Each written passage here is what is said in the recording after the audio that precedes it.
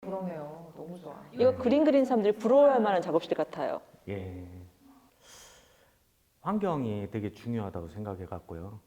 항상 이렇게 작업실 할 때마다 식물도 좀 키우고 이렇게 새도 방금 날아다니고 이런 거 그 환경 속에서 좋은 예술 나온다고 생각하거든요. 그래서 이 작업실이 뭐 끝나도 임대가 끝나도 다른 데 가서 이제 좋은 나만의 이제 임대하는 게 아니고 좀 사서 하고 싶은 마음이 지금 있습니다. 지금 신동훈 작가님 하면 뭐 이 지역의 미디어 아트에 뿌리를 심으셨다. 네, 그래서 아주 이 최근에 미디어 아트가 많이 지금 그래도 활성화되는 편인데 거기 기여하신 그 부분이 굉장히 크다고 알고 있어요. 근데 요즘에는 좀 친숙해졌는데 옛날에는 미디어 아트가 그렇게 사람들한테 많이 알려지지 않았잖아요. 근데 미디어 아트를 제일 처음에 접하게 되신 계기가 어떻게 되는지 궁금해요. 계기는 실은 이제 퍼포먼스 시작하다가 학생 때요. 뭐 광주에 계시는 많은 퍼포머들도 그때 다 만났고 그래서 오래됐죠. 저는 퍼포머들을 굉장히 많이 알고 있거든요. 어렸을 때부터 해가지고. 그래서 언제 어렸을 때라면 몇 살? 20살 때부터 했기 오. 때문에 학교에서 대학교 때 거리에서 뭐 이렇게 인사동이나 홍대 앞이나 계속 그렇게 퍼포먼스 시작하면서 비디오를 처음 만지게 된 거죠. 친구한테 비디오 맡기고 찍어주라 그러고 또 친구가 옆에 없을 때는 나무에다 묶어놓고 비디오를 제가 혼자 퍼포먼스 하고 문제는 이제 남겨야 된다는 거죠. 남겨야 되는 건데 비디오는 이제 사진은 계속 찍어야 되지만 비디오는 이렇게 켜놓으면 플레이가 되니까 녹화가 되니까 그런 식으로 해서 전철이나 거리에나 이런 데 이벤트 뭐 이렇게 아니면 약간 실은 그때 이제 유학을 준비를 하고 있었고 그 이제 공백 기간에 공부를 좀 이렇게 작업을 굉장히 하고 싶은 열정이 많아가지고 대학교 때랑 대학교 졸업 직전에 그때 이제 퍼포먼스를 좀 많이 했던 것 같아요. 그때 이제 비디오를 만지고 계기가 됐던 것 같습니다. 90년대 초반이면 사실 우리들은 다 카메라 들고 다닐 텐데 네. 일찌감치 비디오를 예, 영상을 선택하셨네요. 예, 영향 백남준 쌤 영향 많이 받은 것 같아요. 그때 한참 이제 포스트 모더니즘 뭐 이거 학교에서 많이 배울 때잖아요. 그때 그리고 또 비디오 아트도 많이 나오고 백남준 쌤이 한국에 들어오셔서 전시도 많이 하고 다 보러 다녔거든요. 백남준 쌤 작품. 맞아. 그때 좀 그랬던 것 같아요. 예, 방송에도 많이 나오고 그래서 그거 보고 예술에 대한 관심이 사실 이제 과는 디자인과인데 예술을 해야 되겠다는 생각은 그때 완전히 딱 마음을 먹었어요. 예술가로 살아야 되겠다. 이게 내 체질이다. 그렇게 시작을 했던 것 같습니다. 그 20대 때 퍼포먼스 하던 사진 제가 봤었거든요. 진짜 지난번 강의 때 예. 엄청 뭐라고 해야 되지? 바닥에서 도로 바닥에서 막 누워가지고 사람들 지나가는데 작업하시고 지금으로서는 저한테 하라고 하면은 진짜 못할 것 같거든요. 예술가로서의 어떤 자의식 이런 게 20대 때 강하셨거든요. 예. 그리고 이제 그 퍼포먼스라는 게 과정의 예술이거든요. 과정이 되게 중요하고 결과보다는 퍼포먼스는 전예술에 가장 가까운 예술이다. 꼭 전예술은 아니지만 아무것도 없이 돈도 없이 뭣도 없이 예술로 자기의 어떤 표현을 정확하게 몸으로 몸만 있으면 되니까 할 수 있는 예술 분야다. 이런 생각을 들었어요.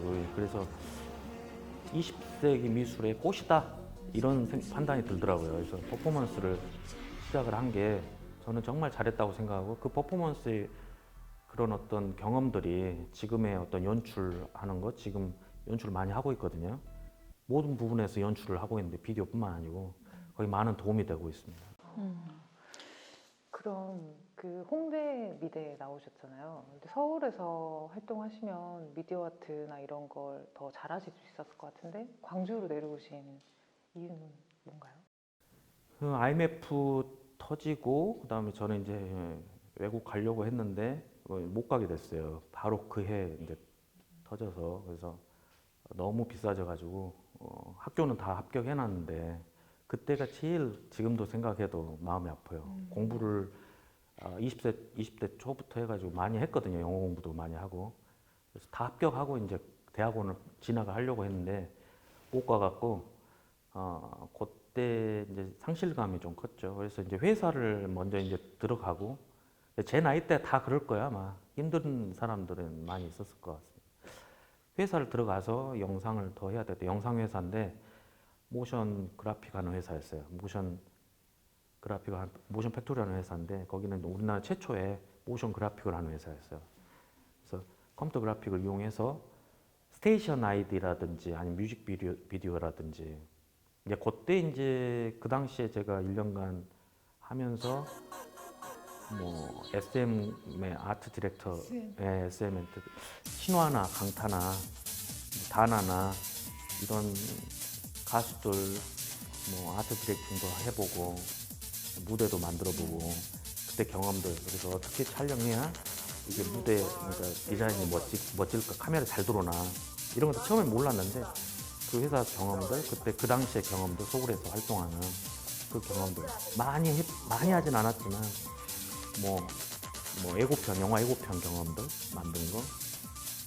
어찌 보면 지금 선생님 예술의 바탕이 되는 기술을 그때 익히셨다고 봐야 예, 되겠네요. 완벽하게 그때 다 익혔던 것 같아요. 그때 배운 게, 공부한 게 계속 밤새가면서 그 풀 하나 익히려고 했는데 그것들이 지금 많이 도움을 주고 있어요.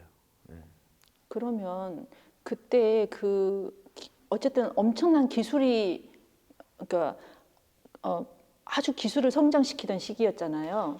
그래서 기술이 막 늘어가는 이런 기쁨도 있었을 것 같거든요. 네. 근데 기술만으로는 안 된다고 느끼는 어떤 지점이 있었나요? 음, 회사 다니면서 광주로 이제 내려온 계기가 된 거죠. 지치더라고요. 지치고 또 뭐 어려움이 있었어요. 집안 어떤 사정상 굉장히 어렵고 이걸 버텼어야 되는데 충분히 버틸 수 있는 여건들 그 당시에 이 발판이 그러니까 경제 상황 자체가 좀 안 좋은 것 같아요. 우리나라 전체도 그렇고 경제적인 기반도 그렇고 IMF를 막 겪는 시절이었고 또 저도 이제 누가 조금만 도와주면 되는데 그게 또 어렵더라고요. 감독이 그때 이제 뮤직비디오로 감독이 돼야 되겠다는 생각을 갖고 있었어요. 그래서 뮤직비디오로 연출을 시작을 하고 정말 좋아하는 게 뮤직비디오더라고요, 제가. 그래서 그때 이제 많이 찍었어요. 근데 이제 그 3호선 버터플라이라든가 처음에 그걸로 입봉을 했거든요. 그래서 그런 어떤 가수들 찍기 시작하면서 계속 연결이 돼야 되는데 연결이 조금 힘들었어요, 그때. 계속 찍는 과정이 힘들고 해서 안 되겠다. 이게 경제적으로도 너무 안 되고 그 당시에 못 견디겠더라고요, 상황이. 그래서 광주 내려와서 조금 템포를 천천히 조절하자. 예술은 늦게 해도 되니까 또 뮤직비디오도 마찬가지고 비디오 아트도 마찬가지고 예술은 좀 늦게 해도 되니까 천천히 하자. 그렇게 해서 광주 내려와서 아주 뭐 좀 조절을 좀 했습니다, 저는. 이건 좀 바보 같은 질문으로 들릴 수 있는데 보통 이제 사회에 진출 안 한 학생들 생각에는 예술은 돈을 못 벌고 기술을 하는 그 분야의 사람들은 돈을 벌 거라고 생각을 하잖아요. 그래서 그쪽에서 돈 안 벌리고 안 돼서 이쪽으로 넘어왔다는 게 이해가 안 될 거거든요, 사실은.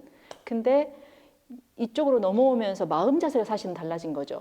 돈을 더 버는 건 아니지만 아닌가요?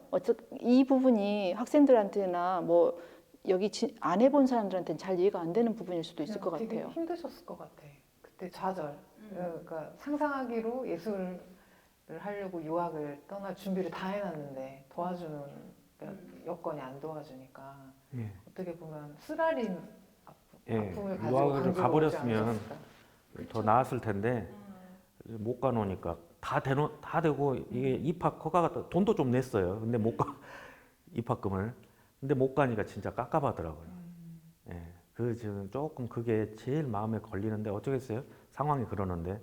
그래서 예술을 아무튼 예술가로서 예술은 해야 되니까 뭐 광주에서 했고 지금 이제 느끼기는 예술을 하면 돈을 벌기는 어려워요. 그거는 사실이에요. 선생님, 저는 궁금한 것 중에 하나가 아까 선생님 말씀하시던 거에서 저 비디오 작업이 되게 재밌었다고 했잖아요. 예, 근데 그 비디오 작업에서 이쪽으로 건너오게 된 선생님의 어떤 그런 계기가 있지 않았을까? 내면적인 계기든 아니면 그런 게 좀 개인적으로 궁금합니다. 아, 천이. 예? 천이. 아, 나는 그런가요? 예술 가장 그 아방가르드적 예술을 한다. 아, 그런 건가요? 그게 어머님이 아프셨어요. 어머니 아프셔가지고 이렇게 갑자기 아프시니까 IMF고 제가 미국으로 가려고 하니까 갑자기 쓰러지시는 거예요. 그러니까 이게 신호다. 가지 말라는. 예. 지금도 잘 어머니는 계세요. 근데 삶이 달라지셨군요. 그때 이제 쓰러지시고 많이 안 좋으셔가지고 그때는 안 되겠다. 이게 내 욕심으로 내 욕망으로 미국 갈 수 없다. 갈 수 없는 상황이 딱 돼버린 거죠. 이제 또 예술을 계속 하기가 힘들 수도 있겠구나 그런 이제 충격을 좀 받고 모든 계획을 다 접었죠. 그래서 이제 광주로 내려왔습니다. 광주가 스님을 불렀군요. 여기 있을 수밖에 없게. 그러면 광주 오셔가지고 그 다음에 어떤 활동들을 10년간 여러 행위예술 작가들 10년 정도 10년 예. 제가 이제 본격적으로 10년 동안에 이제 서서히 조금씩 그 하다가 본격적으로 다시 예술을 시작한 게 40살 때죠. 10년 후 정도 돼서 이제 그때부터는 본격적으로 시작을 했는데 미디어 아트 갤러리를 만들었어요. 대인 시장에. 왜냐하면 이게 이제 미디어 X 갤러리라고 대인 시장을 만들었는데 그 이유가 아무도 그러니까 10년간 이제 광주에서 활동하는데 실제로 이제 서울에서 학교를 다녔고 누가 없어요. 도와주는 사람이 아무도 없습니다. 그래서 학연 지연이 없어요. 그래서 내가 이제 기술적인 걸 갖고 있고 예술 활동을 하고 있음에도 불구하고 행위예술가 빼고는 전부 다 모르는 거죠. 안 불러줘요. 어디 갤러리에도 안 불러주는 거예요. 이건 내가 하는 수밖에 없다. 이건 내가 만들 수밖에 없다. 이런 생각을 한 거죠. 그래서 그때부터 레지던스도 하고 그 대인시장 작업실 내가지고 그리고 미디어 아티스트 다 모아 솔라 이클립스 그룹을 만들고 이거는 1년에 한 번이라도 내 전시를 해야 되겠다는 욕망으로 만들었거든요. 광주에서 시작을 하자. 그리고 또 뭐 갤러리도 미디어 엑스 갤러리라고 거의 최초죠. 미디어를 전문으로 하는 갤러리를 지하에다가 오픈을 하고 그렇게 이제 시작을 했습니다. 여기서. 그래서 지금 딱 다시 또 10년이 됐는데요. 그 과정에서 또 이제 뭐 좀 하다가 결과적으로 이제 갤러리는 그만뒀지만 또 팀도 만들고 또 미디어 아트에 대해서 계속 열심히 하고 있습니다. 지금. 갑자기 그 대인시장 얘기를 들으니까 궁금한 게 예술 환경에 대한 이야기가 궁금해요. 네. 이제 개인적으로는 그 대인시장 프로젝트가 젊은 작가들한테 굉장히 기회가 됐다고 생각을 하거든요. 네. 그러니까 그때 모여서 작업을 하면서 이제 서로 얼굴도 익히고 작업 스타일도 익히고 그러면서 같이 작업도 해보고 부딪히고 이런 기회가 됐다고 생각을 해요. 그리고 그 계기로 지금 굉장히 광주에서 활동을 많이 하는 작가들이 대인시장 출신들이 많잖아요. 예. 그래서 이제 그 프로젝트가 지금은 이제 조금 시들하다고 표현해도 되나? 네. 아무튼 좀 그런데 이제 앞으로 또 다른 그런 환경들을 만들어가는 것도 중요하잖아요. 그런 식의 어떤 환경들. 그러면 선생님이 경험이 있으시니까 어떤 환경이 필요하겠다 이런 게 있으실 것 같아요. 하고 싶은 이야기가 이제 많은데 광주문화재단, 광주시, 여타 지금 ACC, 또 비엔날레. 광주는 문화적으로 굉장히 그 하드웨어적인 것들을 그래도 어느 정도 잘 갖추고 있고요. 또 건물들 우리가 활동할 수 있는 공간들도 많이 있고 그런 셈이에요. 근데 그거를 활용을 잘 못하는 거죠. ACC도 마찬가지고 너무 촌스럽게 보는 거예요. 광주 작가들을. 국립이다 보니까 이제 전국에 있는 작가들 상대해야 돼서 그럴 수도 있겠지만 마인드 자체가 그런 것들이 좀 깔려 있다. 몸집을 좀 키우고 싶은 그런 욕구일까요? 아니죠. 이제 촌스럽게 보는 거죠. 광주 예, 작가들을 좀 여기는 지역 띄워줘야 작가야 되는데. 이렇게 예, 생각을 하는 거죠. 예. 큰 물에서 노는 애들이 예. 아니야 일테면. 진짜 디렉터들이나 진짜로 생각이 있는 예술로 좀 알고 있는 사람들은 그냥 사기 좀 그만 쳐라 이렇게 이야기하고 싶은 거죠. 왜냐하면 애기들 같은 그림, 드로잉 같은 것도 누가 디렉팅 하느냐에 따라서 동선이라든가 공간을 해석하는 방식에 따라서 철학적인 방식에 따라서 기획이 얼마든지 세계적으로 만들 수 있는 거거든요. 근데 그런 것들이 전혀 돼 있지 않고 아예 뭐 교육도 하지 않고 아예 뭐 생각지도 않고 그냥 있는 것만 가져와서 전 세계에서 히트한 것만 가져와서 그런 것만 컨텐츠화 시켜가지고 그 사업화된 그 회사들 미디어도 마찬가지고 미디어가 지금 강세가 지금 광주가 되고 미디어 도시니까 유네스코 그리고 ACC도 미디어를 많이 활용하는데 전부 다 보면 1, 2, 3억짜리 사업을 하잖아요. 작품 하나에 1, 2억, 3억 심사도 저번에 가본 적이 있는데 막 그러더라고요. 그런 것만 갖고 와요. 근데 그게 다 업체들이라는 거죠. 업체들이 감독을 선임하는가, 업체들이 작가를 콘텐츠만 사온다는가, 연구 자체가 불가능한 너무 빨리빨리 뭔가를 하려고 하고 너무 광주 작가들을 안 끼워주고 무시하고 이런 상황들이 자기들이 불안해서 그런 거예요. 자기들이 마음이 이거 욕먹으면 어쩔까 10억 들였는데 작품이 안 나오면 어쩌지. 그러니까 앞쪽 외국인들 먼저 일단 다 깔아요. 이런 식으로 기획을 다 하는 거죠. 어디나 지금 광주가. 그래서 자생력이 없다. 그 자생을 하려고 하면 또 그거를 또 그렇게 또 못 봐주고 서로 간에 이렇게 질투나 이런 것들도 있고 여러 가지가 섞이면서 문제들을 많이 발견하거든요. 작가들 간에도 그렇고 또 재단 간에도 그렇고 시도 그렇고 전체가 다 불안감에 휩싸였다. 지원에 좀 목적을 두고 지원하고 진짜 지원하고 나서는 좀 천천히 기다려라. 인프라를 먼저 형성하고 천천히 기다리면서 핵심적인 것들이 있거든요. 교육이라든가 분명히 다시 뭐 재생 사업이라고 하잖아요. 뭐 재생 사업 하잖아요. 하듯이 작가들도 배워야 좋은 작업할 수 있거든요. 교육을 계속 시켜라 작가들을. 작가 교육, 시민 교육, 교육적인 부분이 대학이든 어디든 간에 해야 됩니다. 예. 우리 작가들이 나서서 하기는 힘들어요. 근데 작가들을 불러서 어떤 이렇게 그거를 컨텐츠화 시켜야 돼요. 컨텐츠가 중요한데 컨텐츠는 꼭 상업에서만 이렇게 듣는 것 같지만 실제적으로 예술 쪽에서도 가장 크거든요. 하나의 뭐 프로젝터를 뭐 이렇게 켜더라도 어떻게 설치해서 프로젝터를 쏘느냐, 어디다 쏘느냐 이게 다 컨텐츠거든요. 내용뿐만이 아니고 형식에도 컨텐츠가 있거든요. 그 컨텐츠들은 조그만 거에서 많이 이렇게 달라지니까 그런 컨텐츠들을 잘 개발을 해가지고 광주의 독특한 문화를 형성을 컨텐츠화 시켜서 우리 거만의 우리만의 것들을 우리가 잘하는 것들을 컨텐츠화 시켜서 나갔으면 좋겠습니다. 그럼 한국 사람들이 좀 그런 게 있잖아요. 영화도 외국에서 상을 타야 좀 잘한 뭐 예술적인가 보다 이렇게 인정해주고 실제로 우리 눈으로 직접 영화를 보고 예술을 감상하고 이런 힘이 좀 부족한 것도 있는 것 같아요. 그리고 기관에서 그런 식의 불안을 갖는 이유가 대중들이 싫어할 거다. 이 지역에 알려지지 않은 사람들을 소개하면 외면당할 거다. 이런 성과가 없을 거다. 이런 불안들이 있는 것 같아요.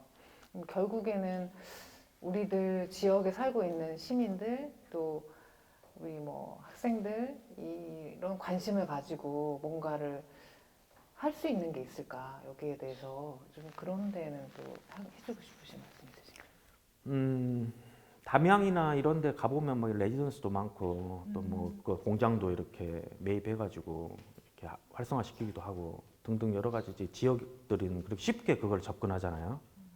근데 이제 광주는 그런 것들이 좀 부족한 것 같아요. 조금 더 잘잘하게 너무 뭐 큰 거 프로젝트 하려면 불안하니까 하지 말고 잘잘하게 좀 쪼개가지고 이거 뭐 좀 돈 없어지더라도 상관없을 정도로 그 정도로 해서 베이스를 좀 많이 탄탄하게 계속 좀 가져가면 좋을 것 같아요. 진짜 저도 꿈꾸는 바. 그래서 공간도 좀 매입해서 대인 시장도 공간 매입 안 했기 때문에 일어난 현상 지금 다 사라져 버렸잖아요, 작가들이. 저는 그 문화단체를 했었거든요. 예. 근데 문화단체를 하면서 가장 많이 느꼈던 것 중에 이제 비슷하게 작가들하고 비슷하게 느꼈던 부분이 있는데 그 일테면 대인시장 프로젝트를 아까 우리가 얘기했듯이 그런 공간들도 양림동이라는 공간들 이런 공간들이 지금 거의 상업화돼 버렸잖아요. 근데 이제 이런 공간들이 그러니까 지금까지 지원은 대부분 프로젝트 지원이었거든요. 돈을 주고 이 프로젝트를 해라. 그러면 그걸 수행하고 음악 쪽도 마찬가지고 미술 쪽도 마찬가지예요. 프로젝트 지원인데 저는 아주 오래전부터 프로젝트 지원이 아니라 공간 지원을 했으면 좋겠다는 생각을 했었습니다. 그래서 공간 지원을 해서 어떤 공간, 일정 공간들을 예술촌을 만들어 놓고 거기에 입주를 시키는 거죠. 그러니까 뭐 미술인이건 음악인이건 저는 섞어놔야 된다고 생각해요. 미술인, 음악인 이게 아니라 어떤 예술 공간이 있으면 거기에 다양한 기획자도 들어가고 이렇게 그쪽 분야에 함께 일할 수 있는 사람들이 섞여 있어야 아주 다양한 것들이 생각지도 않은 것들이 나온다고 생각하거든요. 인문학자도 들어가고. 그렇죠. 인문학자도 들어가고 인문학자 들어와야죠. 그래서 그렇게 어떤 섞여 있는 뭔가가 시너지가 발생할 수밖에 없는 어떤 공간을 구성하는 게 중요하고 거기 공간을 주는 방식을 논의해야 된다고 생각을 해요. 그러니까 돈을 프로젝트에 쓰지 않았으면 좋겠어요. 그 공간을 시가 가지고 있어야 되고 그 시가 가지고 있는 공간들에 이 예술가들이 아주 마음 놓고 와서 공간을 쓸 수 있게끔 여러 가지 지원책들 이런 것들이 좀 됐으면 좋겠다는 생각을 했었습니다. 맞는 말씀. 호랑가시 양림동 호랑가시 아트 폴리곤 같은 경우도 다원 예술 쪽이라 그렇게 활성화되고 있다고 생각하거든요. 다원적인 것들과 함께 이렇게 융합하는 그런 시대이기 때문에 좀 그런 작가들이 많이 모일 수 있는 공간들을 많이 활성화시켜야 한다고 해요. 네, 그게 이제 우선적인. 그럼 좀 이제 미디어 아트도 좀 얘기를 해보면 최근에 여순항쟁 퍼포먼스를 작업하셨잖아요. 근데 그 작품 보니까 차도 앞에 지나가고 아마 거리에서 벽에다가 천을 걸어놓고 쏘아서 작업을 하시고 그다음에 앞에서 퍼포먼서가 뭔지 모르겠지만 그 빨간 물감 같은 거 아마 그거를 뒤집어 쓰기도 하고 그 하더라고요. 근데 미디어 아트도 아니고 저게 전시 공간도 아니고 뭘 하는 건가 지나가는 사람은 되게 신기했을 것 같아요. 근데 어떤 작품의 의미 이런 거 좀 설명해 줄 수 있을까요? 저는 오디오 비주얼 퍼포먼스, 오디오 비주얼 공연 이런 것들이 하나의 콘텐츠죠. 베를린 아토널이나 유럽 쪽의 뭐 앙갱레뱅의 디지털 비엔날레나 이런 것들 보면은 제가 이제 초청돼서 앙갱레뱅에서 공연도 하고 왔는데요. 거기는 어떤 그런 콘텐츠 그런 류의 오디오하고 비디오하고 같이 하거나 그다음에 공연을 퍼포먼스하고 같이 하거나 이런 것들을 되게 활성화돼 있고요. 이게 이제 라이브 아트거든요. 거기서 직접 이제 편집을 하거나 공연해요. 여순항쟁도 마찬가지 그런 식으로 공연을 한 거예요. 근데 이게 왜 제가 추구하는 방향으로서 갖고 가는 컨텐츠 중에 하나냐면 굉장히 현장감이 있고요. 우리 미디어 아티스트들이 그다음 퍼포머가 함께 할 수 있는 가장 최적화된 그런 어떤 스타일이고 그다음에 실력을 보여줄 수 있어요. 선생님 그거 그 선생님이 거기서 하는 거예요. 디렉팅 하신 거죠? 네, 그것도. 네. 그래서 이렇게 이제 편집을 만든 영상들이나 그다음에 거기서 이제 퍼포먼스 하는 부분을 그냥 직접 그 자리에서 편집하는 거죠. 근데 이게 이제 그 계속 감동을 이끌어내는 거예요. 보는 사람으로 하여금 클라이막스를 준다기보다는 어떤 부분에서 계속 볼 때마다 계속해서 처음부터 끝까지 한편의 어떤 감동을 계속 연속해서 주는 클라이막스를 계속 주는 방식으로 이렇게 편집을 하는 거죠, 그 자리에서. 관객하고 그때 상황에 맞게 예, 호흡을 하면서 예, 그러니까 퍼포머가 화면에 등장했다가 또 화면에서 빠지기도 빠지고. 하고 예. 이런 것들이 그 감동을 줄 때 바로바로 그 빠지고. 상황을 파악해서 이렇게 하시더라고요. 예, 예. 그게 좀 인상적이었어요, 저도. 네, 그래서 이게 라이브적인 거기 때문에 굉장히 연습도 많이 필요하고 감각이 있어야 되고, 그래서 그런 퍼포머들이 그런 어떤 라이브 하는 분들이 꽤 있어요. 예.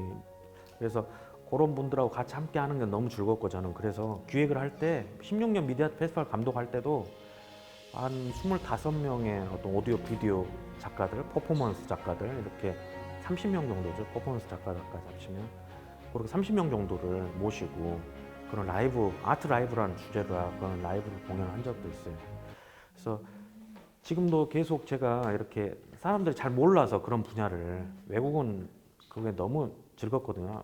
아토놀이라고 한번 유튜브 쳐보시면, 베를린 아토놀이라고 보시면 영상도 나가실 겁니다. 보시면은 굉장히 그 창의적인 작가들의 어떤 라이브 아트를 보실 수 있고, 그걸 또 예술을 갖다가 프로젝트의 그 어떤 설치들, 그다음에 뭐 비디오 설치를 통해서 굉장히 창의적인 어떤 설치를 통해 가지고 콘텐츠화 시키는 작가들의 어떤 모습들을 해마다, 앵갱 레벨도 그렇고 해마다 바꾸면서 키네틱하게 하기도 하고, 어쩔 때는 뭐 비디오 아트 보여주기도 하고, 라이브 아트 하는데 빛으로 막 이렇게 왔다 갔다 하면서 뒤에 그림자가 음악에 맞춰서 막 움직이게 하기도 하고, LED가 있으면 LED 왔다 갔다 하면 저 아티스트 그림자가 뒤에 비칠 거 아니에요.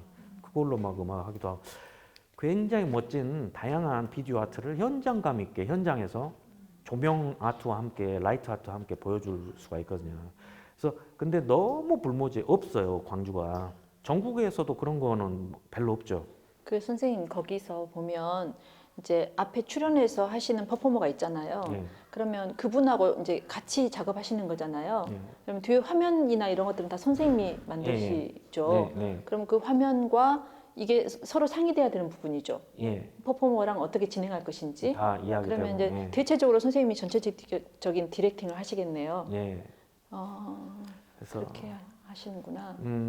보통 이제 오디오 비주얼 아티스트들이 단체로 공연을 하게 되면 쭉 이렇게 길게 자기 컴퓨터 다 놔두고 하면서 쭉 빠지거든요. 이제 그런 것도 이번에 이제 저 교육대 이제 하면서 공연하면서 광주에서 제가 교육을 계속 하면서 하는 이유는 없기 때문에. 저는 없기 때문에. 학생들 데리고 하셔도 예. 너무 재밌을 것 같아요. 왜냐하면 그 자기 몸을 쓰면서 뭔가 해본다는 게 굉장히 신기하고 재밌는 거잖아요. 네. 근데 그런 것들을 선생님이 거기서 디렉팅을 하시기 때문에 그게 또 어떻게 새로운 작업으로 보여지는지를 경험하게 되면 아, 이게 신세계다 이런 느낌이 들 것 같은데요. 비디오 아티스트들이나 그다음 사운드 아티스트, 그다음 퍼포머가, 특히나 이제 비디오 아티스트, 사운드 아티스트가 그 무대 중앙에 서 있는 경우는 거의 드물잖아요. 무대 뒤에서 이렇게 조종하는 사람으로 알고 있는데, 그 사람들이 중앙으로 쓰고, 퍼포머도 중앙에 쓰고, 공연자들이 거기에서 이제 보여주는 오디오 비주얼 아트, 이거를 제가 이제 지금 추구하고 있고, 앞으로 호응이 있을 때까지, 아직은 지금 많은 호응이 없기 때문에 그거의 어떤 매력을 느낄 수 있도록 많이 대중화시키고, 또 공부도 같이 하고, 그래서 이제 랩을 이렇게 시작하고 하고 있는 겁니다, 지금. 선생님 호응이 굉장히 빠른데 제가 바로 지금 하고 싶어요. 네, 이제 그 예, 보시는 분들은 SNS에 아마 이제 홍보 올라가. 예. 근데 홍보를 하기 전에 이게 마감이 되더라고요. 홍보하려고 포스터 만드는 마감돼 버리니까. 제가 봤을 때는 젊은 홍보할 수 분들은 이게 굉장히 자기 몸을 써서 한번 해보고 싶을 것 같은데요. 대다수의 사람들이. 네. 그러니까 그 최근에 이제 어떤 예술 장르도 다양한 방식으로 확장이 되잖아요. 예전 같으면 이러이러한 사람들이 예술가라는 게 있었는데 그 범위도 확장되고 장르도 확장되는 것 같아요. 근데 그런 부분에서 일반인들이라는 말이 정말 좋은 말은 아니지만 아무튼 관계 없다고 생각하셨던 분들이 어떤 참여를 하면서 바로 진입하기에 오히려 퍼포먼스나 이런 쪽이 오히려 소프트 더 아트, 소프트웨어 가능하지 않나, 가능성이 지금 있지 이제 않나. 소프트웨어 아트인데요. 이 완전히 이거는 이제 비디오 아트 이쪽이 컴퓨터 아트잖아요. 이거는 미대 지금 20세기 미술 교육에서는 하지 않은 예술이고 지금 교수들이 가르치지 않아요. 그래서 완전히 다른 분야예요. 그래서 교육 자체가 뭐 사설 교육기관은 없어요. 특히나 대학에서 안 가르치는 건 우리나라 없는 거 아시죠? 대학에서 안 가르치면 학원도 없어요. 그렇기 때문에 우리가 지금 교육하고 있는 것들은 어디서 배울 수가 없는 거예요. 미디어 아티스트들이 하는 소프트웨어 아트는 어디서 배울 수가 없는 거죠.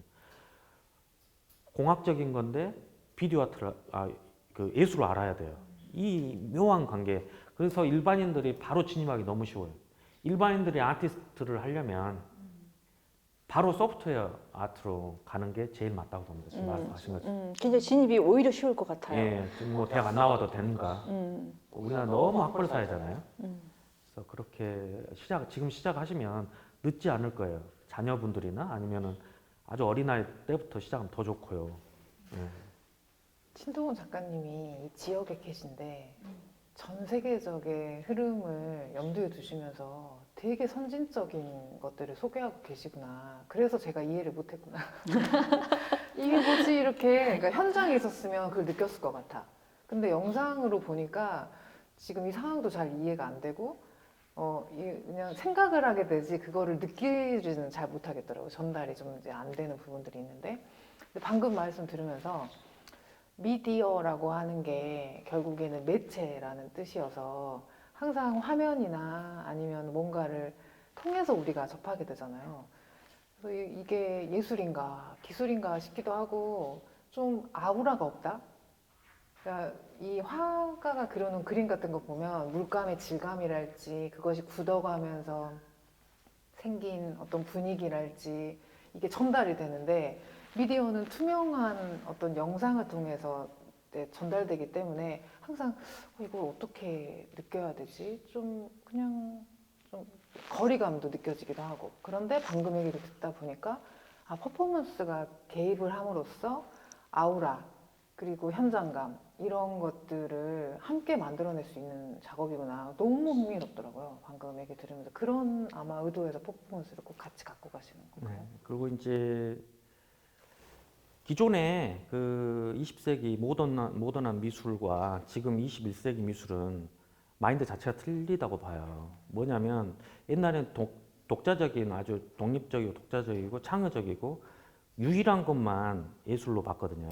근데 지금은 프로세싱이라는 프로그램만 봐도 또 여러 가지 지금 미술 쪽에서 활용하고 있는 코딩하는 프로그램들, 소프트웨어 프로그램 봐도 개발자들이 이미 이렇게 선언을 해요. 공개해라. 니네들이 개발을 했으면 공개해라. 자기들 원하는 바다.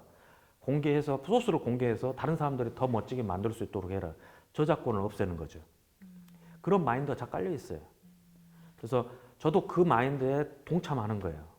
그래서 소프트웨어들이나 이런 것들이 이렇게 붙여넣기 하는 거예요. 그러니까 절대 포기하면 안 돼. 이게 코딩이 어렵다 생각하지 말고 이 자체를 즐기는 거고 붙여넣기 해서 다시 자기가 또 개발하고 이런 마인드가 21세기 미술이거든요. 그래서 복제하고 포스트 모던에서 이미 말했던 하나가 아니고 그게 복제할 수 있고 또 패러디할 수 있고 이런 것들이 저작권에 무너진 거거든요. 21세기는 그런 미술이거든요. 제가 선생님 말씀 들으면서 궁금한 게 생겼어요. 사람들은 다 누구나 나의 고유한 것, 나만이 가진 것, 이것을 발현하고 싶잖아요. 그러니까 예술도 사실은 거기서 출발한다고 늘 20세기 사람인가 봐요. 거기서 출발한다고 생각을 해왔을 거예요. 저도 그렇고 많은 사람들이. 나의 유일한 것, 고유한 것을 보여줄 어떤 방식으로 예술을 생각을 많이 했을 건데 그러면 유일한 것이 아니잖아요. 이제는 고유한 것도 아니고 그 코딩은 더더군다나 그 자율적으로 컴퓨터가 알아서 하는 부분이 또 있잖아요. 내가 손대지 않는. 그런데 그런 부분에서 그러면 인간은 어떻게 물러날 것인가? 어떻게 느낄 것인가? 또 작가는 자기의 작가로서의 어떤 그 내 작품과의 어떤 밀착된 관계라고 해야 되나? 그런 관계를 어떻게 형성할 것인가? 이런 것들이 궁금해집니다. 코딩을 이제 만약에 프로세싱 개발자들이 그런 어떤 생각을 갖고 있지 않았다면 지금도 굉장히 10년 전이나 지금이나 발전이 느렸을 거예요. 근데 그 사람들은 이제 그걸 안 거죠. 이렇게 서로 계속 오픈 소스 해야 발전이 빠르다는 것을. 그걸 이제 열린 생각이죠. 거기에 동참하지 않으면 뒤처져요. 자기 걸로는 비교가 안 돼요. 왜냐하면 엄청나게 발전하고 있기 때문에. 서로도 없기 때문에. 100명, 200명, 300명. 그 코딩 하나로 몇백 명이 달라붙어서 개발하는 거예요. 그래가지고 자기들을 다 공유하는 거예요. 누구나 저작권을 갖지 않지만 누구나 저작권을 또 갖는 거예요. 그럼 그러니까 원래 예술이라는 말이 테크네라고 하는 기술에서 어원이 있잖아요.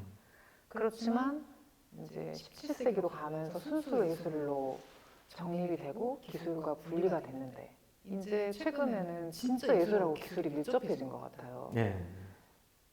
기술을 활용할 수밖에 없고 그거를 쓰지 않으면 뒤처질 수밖에 없고 이제 그렇지만 또 기술과 예술이 완전히 똑같을 수는 없잖아요. 그 기술을 활용하면서도 이것이 예술적인 것, 어떤 예술성을 담재할 수 있는 어떤 부분들은 뭐가 있을까요? 어떤 미디어 아트의 예술성, 아니면 기술을 활용한 예술성. 미디어 아트를 하다 보면 꼭 자기 소스를 가지고 가르치다 보면요. 가르치다 보면 미디어 아트 이제 교육에서 보면 어떤 학생들은 기존에 이제 뭐 유튜브나 이제 무료 소스를 다운 받아가지고 자기 거화 시켜가지고 자기의 감성이나 느낌을 기술을 이용해서 완전히 자기 걸로 쉽게 만들어 5분 만에 그래야 발표를 해요. 너무나 감각적으로. 근데 어떤 작가들은 자기 작품만 넣으려고 해요. 자기 제주도에서 자기가 파도 찍어가지고 해야 되는 거예요. 그러면 가성비가 떨어져요. 일단은 얘는 유튜브에서 받았고 얘는 제주도 가니까 더 좋은 영상 받아서 더 좋은 4K. 자기는 이제 카메라도 없고 핸드폰 찍고 이런 자기 작품으로만 하려는 고집을 가지면 평생 너무 힘든 거예요. 근데 이 기술력이 발달 프로그램들이나 이런 것들을 써서 자기 거화 시키면 누가 한지도 모르게 바꿔놔요 이미. 그 작품이 일단 본질적으로 완전히 스타일이 바뀌어 있어요. 자기 거화 시키고. 그러니까 자기 감각을 확장할 수 있는 방법을 찾을 수 있는 그런 매체예요. 그리고 이제 그런 기계고. 그러니까 그걸 이용해서 가성비 있는 작업을 할 수 있는 거예요. 그래서 꼭 굳이 그러니까 물론 이제 그러니까 자기 생각이 있어야죠. 자기 생각과 자기 어떤 의도와 작품에 대한 의도는 확실해야 되는데 그것을 그 어려운 길로 갈 필요가 있냐는 거죠. 기계들이 너무 좋은데 옛날 페인팅 하고 있을 지금 상황이 아니라는 거죠. 선생님 말씀 듣다 보니까 기술이 아무리 들어가도 그 기술 위에다 마지막에 얻는 건 인간의 어떤 그 그쵸. 사람만이 가지고 있는 에너지다. 네. 이런 느낌이 좀 드네요. 페인팅을 저도 많이 좋아하고 지금 뭐 작업실 분위기도 아시겠지만 페인팅을 하거든요. 페인팅 하는데 페인팅을 이렇게 한 이틀, 3일 이렇게 몇 개 이렇게 만들면 그걸 사진을 찍어서 스캔 받아가지고 컴퓨터 넣어서 이제 컴퓨터 작업을 하는데 이걸 복제하고 컬러 바꾸고 해서 몇백 개의 작품을 만드는 거예요. 이틀, 3일 페인팅 한 걸로 몇백 개의 작품을 가성비죠. 옛날에는 한 작품만 나오는데 지금은 며칠 만에 몇백 개를 만들 수 있는 거죠. 기술이 해내는 거죠. 컴퓨터가 해내는 거. 그러면 상업 예술하고 이런 순수 예술 이런 경계는 더 이상 없는 건가요? 그러니까 공장에서 찍어내듯이 계속 비슷비슷한 대중들의 원하는 원트를 충족시켜주는 그런 상품하고 어떻게 보면 예술도 관객들의 호응이나 이런 걸 중요시한다고 하면 그 차이는 별로 없는 건가요? 상업적인 거하고 대중적인 거하고 틀려요. 대중적인 건 예술도 대중적일 수 있는데요. 범 내려온다처럼 완전 예술적이잖아요. 근데 대중적이잖아요. 상업적인 거는 이 사람이 원하는 거 해주는 거. 이 사람이 원하는 거 해주는 게 상업적인 거고 그래서 돈을 받는 거. 그 사람이 원하는 거, 그 사람이 없는 기술을. 저도 가장 큰 차이는 거기에 있다고 생각합니다. 그래서 클라이언트가 있을 경우에는 내 모든 걸 버리고 거기에 맞춰서 그 대신에 이제 클라이언트가 나한테 이제 작가인 경우에는 내 느낌을 넣어주기를 원해요. 그러니까 이제 조금 더 편하죠. 예, 작업하기가. 작가인 경우에 클라이언트들 왔을 때는 내 작품 없으면은 막 이상하다고 해요. 너무 이상하게 해놨다고 해요. 내 작품 넣어주라 이렇게 이야기해요. 되려 작가 되면 이상한 현상이 일어나요. 상업성하고 예술성은 확실히 다르고 그렇지만 예술성과 대중성은 아주 친화적이고 얼마든지 하나가 될 수 있다고도 생각하시는 것 같아요. 그럼요. 대중성은 틀린 거예요. 그리고 대중들의 눈, 봄 내려온다만 봐도 아시잖아요. 여기 수준 상당히 높은데 공무원들이나 이거 못 따라가죠. 그렇게 하면 망한 줄 알아요. 근데 어떻게 그렇게 해놨을까 이번에 한국관광공사가? 그래서 이제 처음에 제가 이제 알기로는 처음에 이렇게 많이 당했다고. 그러다가 이제 설득 끝에 됐다고 하더라고요. 근데 그 대중들의 어떤 지지를 받고 있는 예술, 그러니까 대중성 있는 예술이 사실은 굉장한 예술가들도 대중음악 듣거든요. 또 대중미술 보거든요, 사실은. 그리고 디자인 잘 된 거 봐도 사실은 좋아요. 다 사람들 갖고 싶어해요. 너무 디자인이 예뻐서 그 핸드폰을 갖고 싶잖아요, 사실. 그럴 정도로 어떤 디자인은 사람들한테 굉장한 어떤 마력이 있거든요, 실은. 근데 아까 선생님이 정리하신 것처럼 다른 사람이 내가 도구가 돼서 내 기술을 사용해서 그걸 만들어주는 거잖아요. 근데 예술가는 거기에 차이가 있는 거죠. 애초부터 시작부터 내가 그것을 하고 싶어서 그걸 만들어내는 거잖아요. 거기에서 사람들은 반응도 완전히 달라진다고 생각해요. 와, 그럼 앞으로 인류가 계속 발전해도 예술은 정말 끝없이 발전해 가겠네요. 어떤 매체가 나오고 기술이 나와도 그걸 가지고 또 자신의 생각과 감각을 투영해내고 또 다른 걸 창조해내고 네. 이건 이어질 수밖에 없겠네요. 예, 점점 더 멋진 세상이 오죠.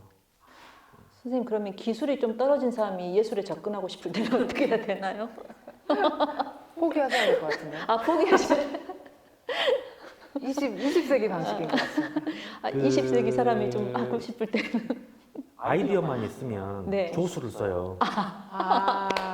네. 그런 좋은 방법이 네. 인공지능 자기가 못하면 기술을 자기가 못하면 근데 작가들 보면 뭐 인공지능으로 작업하는 사람도 있고 지금 뭐 있거든요. 자기들이 할 줄 몰라요. 다 공장에 아니면 네. 과학자들한테 시켜서 하는 거죠. 네, 제가 지금 그런 20세기 사람인데 21세기 접근하고 싶어서 물어봤습니다. 나중에 전화하세요. 그럼 마지막으로 그 미디어 아트 요즘 되게 관심 많거든요. 영상 제작이나 이런 것도 학생들이 하고 싶어하고 또 일반 시민들한테도 친숙해지고 있는 것 같아요. 미디어 아트 공부하고 싶어하는 그런 사람들에게 조언? 이렇게 접근하면 조금 더 빨리 갈 수 있다. 뭐 이런 거 얘기해 주시면 좋을 것 같습니다. 교육을 하는 사람들은 교육을 계속 좋아하고 하는 것 같아요. 교육자가 있어야 교육생도 있는 거고 또 뭐 물론 이제 학생들이 요구해서 만들어지는 그런 교육이 있는데 그 채널이 한정되어 있어요. 그래서 조금 그거를 어디서 그러니까 이렇게 홍보가 돼서 어떤 교육이 있는지를 일단 정보를 좀 잘 파악을 해야 될 것 같아요. 어디 가면 교육을 받을 수 있는 게 있구나 이걸 좀 잘 알고 있으면 언제 그게 딱 문이 열릴지 모르거든요. 한다고 교육. 그래서 교육을 일단 뭐 많은 돈을 들여서 하는 방법도 있지만 무료 교육이 또 많잖아요. 요즘에 그런 거 해서 돈이 없어도 아주 퀄리티 있는 교육을 받을 수 있으니까 포기하지 말고 자기가 재밌고 하고 싶은 게 마음에 끌리는 게 있다면 좀 SNS 같은 데 찾아가지고 정보를 좀 얻어서 교육을 받으면 혹시 선생님이 하시고 싶은 교육이 있으신가요? 저는 지금 랩을 이번에 이제 운영을 이제 2차례나 시작을 했잖아요. 그래서 교육은 저는 지금 감독하고 있는 창의벨트 사업에도 기획서를 넣었어요. 그래서 교육은 돈도 얼마 들지도 않아요. 예, 그 수십억 중에 조금이지만 그 파급 효과는 어마어마하기 때문에 꼭 제가 아는 한 좋은 선생님들 네트워크 이용해가지고 교육자들과 함께 이렇게 계속 만들어 나갈 예정입니다. 그래서 제 SNS도 한번 계속 관심 있게 봐주시면 홍보를 홍보를 올리겠습니다. 그러면 오시면 유튜브는 구독 신청했습니다. 저도요. 감사합니다. 아, 선생님 저기 그 인문학자랑 만나셨으니까 거기에서 또 시너지가 있을 것 같아요. 어떤 교육에 관한 것에서 예, 확장이 예. 있을 것 같습니다. 예, 맞습니다. 그 최행준 교수님하고도 네, 예, 처음에 교육 기획을 할 때 이렇게 처음 이제 뭐 오래 만난 지 오래됐지만 선생님이 이렇게 이야기하시는 거 보면 많이 배웠거든요. 역시나 인문학자들이 말씀하시는 게 틀리구나. 그래서 다르구나. 다르구나. 공부를 저도 많이 해야겠다 이런 생각을 했습니다. 같이 해서 이건 자릅시다.